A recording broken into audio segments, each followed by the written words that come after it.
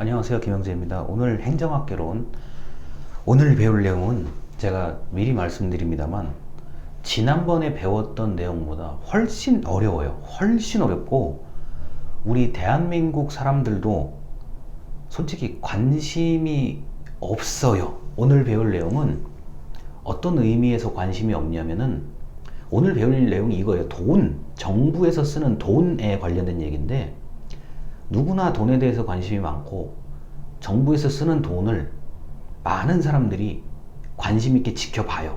그거는 확실합니다. 확실한데 오늘 배우는 내용은 그 정부의 돈이 어떤 식으로 결정되고 그 돈 때문에 어떠한 법률과 제도가 만들어지고 연결되어 있는지를 이제 설명을 드리는데, 안타깝게도 아마 이 오늘 배우는 이 정부의 돈을 예산이라고 얘기합니다. 또는 돈을 재정이라고 이야기하는데요. 파이낸스 개념이죠. 이렇게 이야기를 하는데요. 이게 정확히 뭔지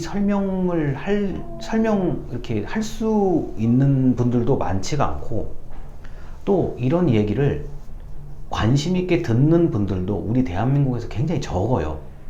다시 말씀드려서 오늘 말씀드리는 분야는 교과서에서 우리 행정학과, 대한민국 행정학 전공자가 무조건 들어야 되는 과목이요. 무조건 들어야 되는 과목인데 막상 이 수업이 종강 끝나면, 이 수업이 끝나면 전혀 뭐 들을 일도 없고 다시 배울 일도 사실 없는 내용이에요. 그러다 보니까 좀 굉장히 어려울 수 있어요. 제가 분명히 말씀드리는데 오늘 배우는 내용은 우리나라 대한민국 국민조차도 잘 모르는 내용들이 많습니다.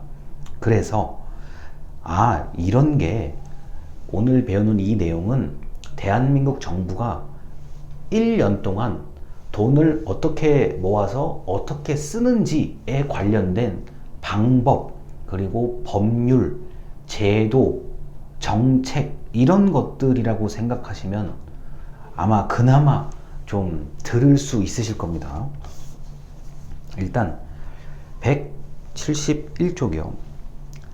아래에서 네 번째 줄, 예산이라는 단어는 영국에서 예산, 돈에 관련된 서류를 넣어서 가지고 다니는 주머니, 이런 요만한 가방 같은 거예요. 요만한 가방 같은 건데 그거에서 유래되었다. 다시 말합니다. 예산이라는 단어는 가방, 예산, 돈에 관련된 서류를 넣고 다니는 요만한 주머니, 가방에서 유래되었다고 합니다. 자, 오늘 말씀드리는 얘기는 제가 다시 강조하지만 대한민국 정부가 돈을 모아서 돈을 쓰는 것에 대한 얘기인데, 이거는 일본과도 다르고 미국과도 다르고 여러분의 국가하고도 좀 차이가 있어요. 차이가 좀 이거는 많이 날 수 있습니다. 자, 넘어갈게요. 자, 172쪽이요. 아래에서 네 번째 줄. 정부가 일반적인 조세, 세금 수입을 가지고 정부 전반에 걸친 일반적 사업에 지출하는 회계를 일반회계라고 한다. 특별회계는 특정한 분야에 지출을 하는 회계다.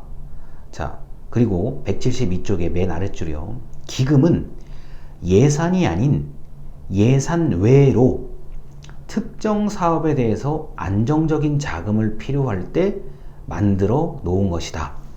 자, 벌써 여기서부터 굉장히 내용이 어려워지는데요. 자, 이런 겁니다. 일반 회계는 여러분이 가지고 있는 통장, 여러분 통장 있을 거 아니에요. 통장. 우리 대학교 등록금, 예를 들어서 용돈, 아르바이트 할 때 돈을 받는 통장.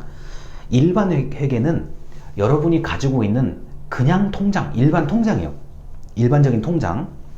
자, 특별 회계는 내가 어떤 다른 곳에 쓰고 싶어서 돈을 모아놓는 통장을 얘기해요. 자, 어떤 거요? 내가 1년 동안 돈을 모아서 어디 여행을 가겠다. 6개월 동안 돈을 모아서 어떤 거를 하겠다. 따로 목적을 가지고 돈을 빼서 모아놓는 통장, 별도의 통장이에요. 내가 항상 쓰는 일반 통장, 그리고 별도의 통장. 이 별도의 통장이 특별회계입니다. 자, 그리고 기금은 우리 지금 여러분들께서 제일 이해하시기 쉬운 게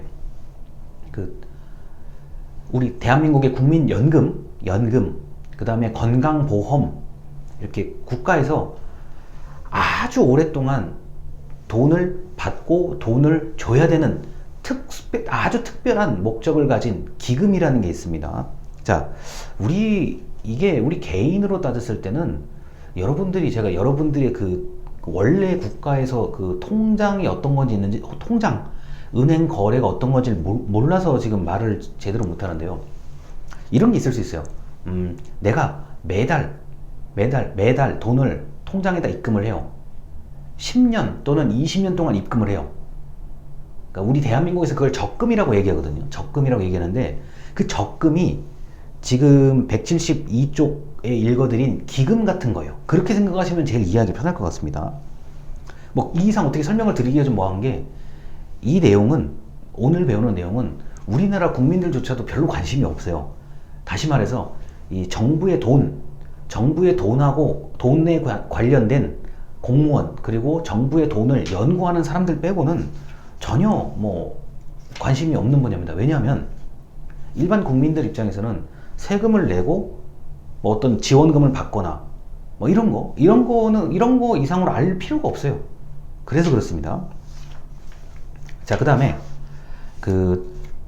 174쪽이요. 174쪽에 위에서 7번째 줄 정도에 읽어드릴게요. 실제로 태풍, 홍수, 지진 등이 발생했을 경우 국가적으로 아주 중요한 문제가 생겼을 때 정부는 추가로 예산을 작성하는데 이를 추가 경정 예산이라고 한다. 자, 이런 겁니다. 원래 내가 돈을 써야 될 것이 있는데 갑자기 무슨 일이 크게 생겼어요. 그래서 덧붙여서 쓸 돈을 마련하는 것, 그게 추가 경정 예산의 개념이에요. 자, 우리 대한민국은 최근에 코로나 문제 때문에 추가 경정 예산을 했었습니다. 우리 1학기 때 추가 경정 예산을 했었습니다.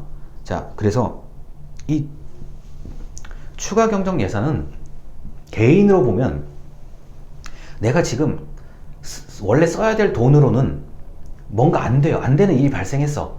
그러니까 돈을 더 덧붙이는 거예요. 이게 추가 경정 예산의 개념입니다.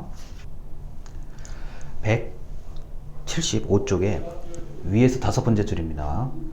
조세지출 예산제도, 굉장히 어려워요. 조세지출 예산제도라는 단어가 있는데 이것은 직접 정부가 누군가에게 혜택을 주지 못하는 대신에 정부가 받을 돈을 안 받는 거예요. 자, 마치 보조금을 지원해주는 것 같은 효과를 지니는 제도다. 자, 175쪽에 그림을 좀 보시면 그나마 이해가 될 겁니다. 원래는 정부가 누군가에게 돈을 줘야 되는데 굳이 그럴 필요 없이 네가 정부에 그냥 요거는 돈 내지 마. 자, 주는 것과 내지 말라고 하는 게 같다는 의미예요. 이게요. 조세지출예산제도는요. 그래서 정부 입장에서는 우리 일반 국민 입장에서는 세금을 면제해 주는 거, 어떤 특정한 부분에 대해서 세금을 면제해 주는 게 조세지출예산제도라고 합니다. 또는 더 이해하기 쉽게 세금 혜택.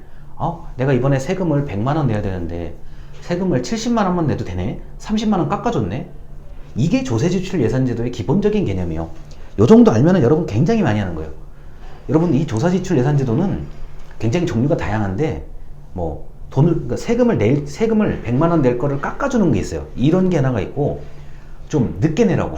세금을 원래 11월 30일까지 내야 되는데 올해 당신이 코로나 때문에 어려우니까 한 달을 더 연장해 주겠다. 이런 게 전부 다 조세지출예산제도의 개념입니다. 자, 넘어가요. 자, 이게 어려워서 좀 이게 듣기가 불편할 수도 있는데 조금만 참고 들으셔야 됩니다. 자, 그 다음 장에 176쪽부터 177쪽까지 굉장히 내용이 많아요. 자, 정부 예산의 원칙. 첫째, 사전 의결의 원칙이다. 둘째, 공개성의 원칙이다. 셋째, 단일성의 원칙이다. 자, 그리고 177쪽이요. 넷째, 한정성.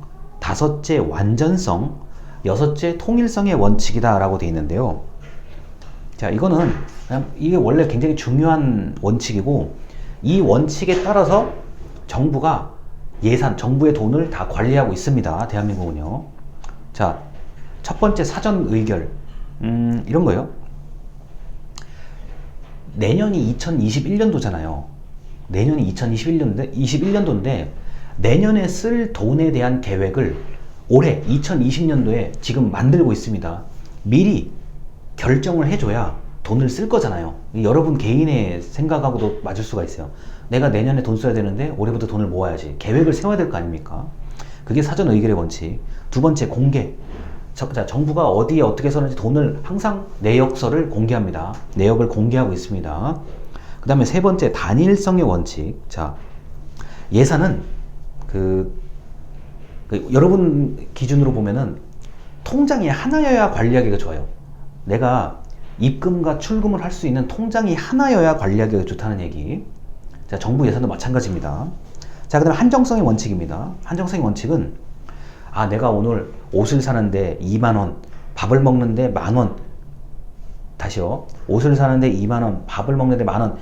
이 돈은 여기에만 써야지. 그게 한정성의 원칙. 자, 다섯째, 완전성의 원칙이요. 이거는 뭐냐면은 돈이 들어오고 나간 모든 과정이 다 기록이 돼야 된다는 얘기입니다. 자, 이 뭐냐면은 여러분 통장에 들어오는 돈과 나가는 돈이 이렇게 다 표시가 되잖아요. 그런 개념이 완전성의 원칙에 빠지는 게 없어야 된다는 얘기입니다. 자, 여섯째, 통일성의 원칙. 자, 이거는 이런 거예요. 자, 여러분이 혹시라도 돈을 버는 어떤 방식이 여러 개일 수 있어요. 나는 주중에는 여기서 아르바이트하고 주말엔 여기서 아르바이트 하는데, 자, 여기 주중에 아르바이트 하는 돈과 주말에 아르바이트해서 버는 돈이 이게 좀 구분이 돼 있어야 된다는 얘기예요. 그렇게 설명을 해야 좀 여러분이 그나마 기본적으로 이해를 하실 것 같아요. 자, 그래서 그러니까 A에서 들어오는 데는 여기로, B에서 들어오는 돈은 여기로, 이게 안 섞이게 해야 된다는 얘기입니다. 그래야 나중에 계산할 때 편리하게 계산할 수 있어요. 자, 이게 바로 정부 예산의 기본적인 원칙인데, 지금 이 영상에서 설명드린 내용은 아주 기본적인 내용이고 이미 대한민국 정부에서 다 하고 있는 것들입니다. 자, 일단 여기까지를 설명하고 영상을 마치도록 하겠습니다. 감사합니다.